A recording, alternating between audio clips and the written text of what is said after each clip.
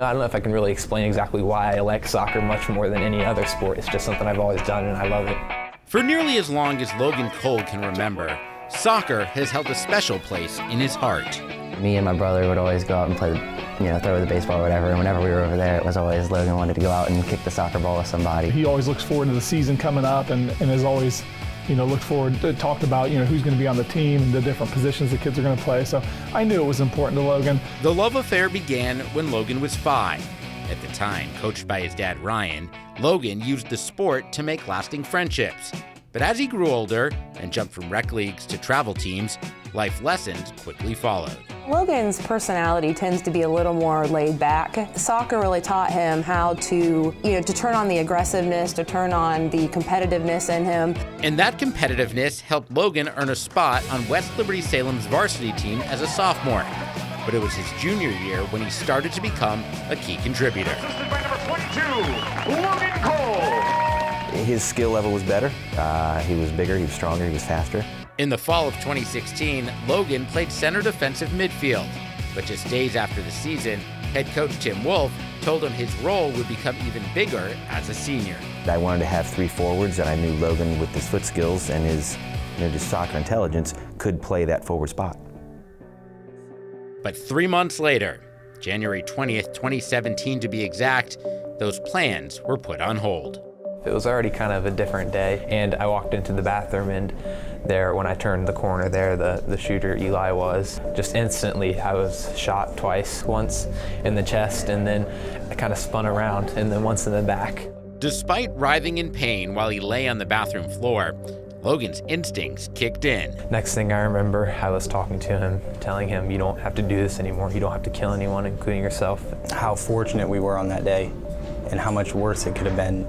It's 100% because of him. I'm confident that had he not interceded the shooter in the bathroom, that he would have done a lot more damage. For Logan to have the strength to have taken, 2 shotgun shots from 3 or 4 feet away, to his torso, and still have the mental fortitude and strength to see the bigger picture and talk to Eli and say, Eli, you don't need to do this.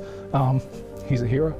Logan's heroic actions likely saved lives that day, but his life still hung in the balance. I was worried that I might die. I knew I was not in very good shape. 2 very dirty wounds.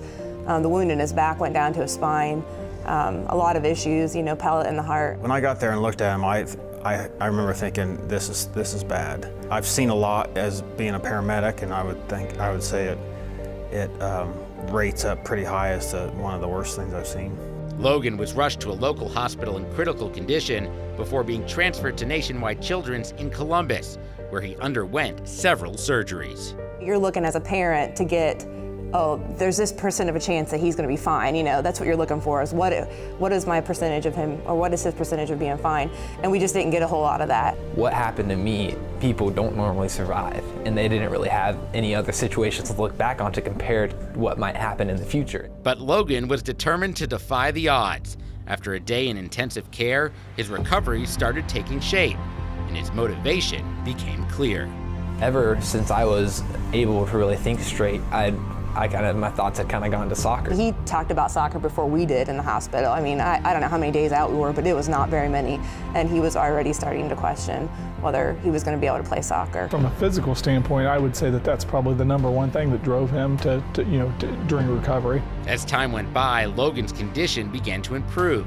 2 weeks after the shooting, he was released from the hospital in a neck brace. Once he got back home, we went on a walk through Lions Park. I just remember we brought a soccer ball, and we're walking on the paths, and Logan's kind of going off to the side, kicking the soccer ball, kind of jogging after it a little bit. And I remember a couple of different times his mom was, Logan, you shouldn't be doing that there. Last April, Logan's brace came off. And then in July, just as training camp was about to begin, his doctor gave him the all clear.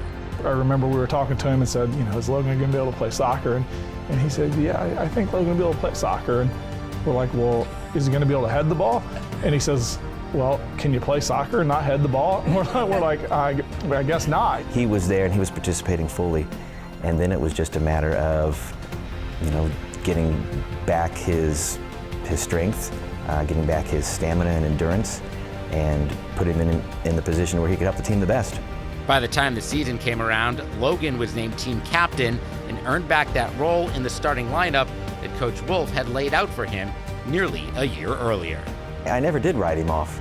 I guess my thought was, obviously it was a tragic and awful thing that happened, but it was, how long will it be till Logan comes back? When can we have Logan? It was a joy to see him out there because, I mean, being with him for so long, you know exactly what he loves and how that's a big part of his life, and to see him finally get back out there and play just as if nothing happened again, you know, it kind of just brings it all kind of full circle, I guess. Looking back on just, it was what, 7 or 8 months past, and thinking, wow, I was like that then and now I'm like this now.